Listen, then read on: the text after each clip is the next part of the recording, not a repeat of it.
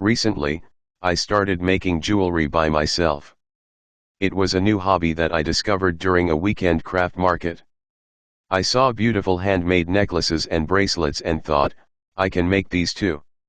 First, I bought some materials like beads, strings, and clasps from a local craft store. I chose different colors and shapes of beads. At home, I watched online tutorials to learn the basics of jewelry making. Making my first bracelet was a challenge.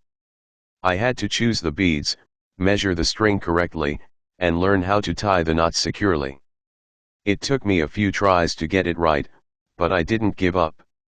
After a few hours, I finished my first bracelet. It was simple but pretty. I felt very proud of what I had made. I showed it to my family and friends, and they liked it too. They encouraged me to make more. Now, I spend my free time making different types of jewelry.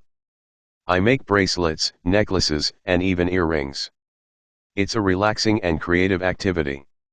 I also started giving my handmade jewelry as gifts to my friends and family.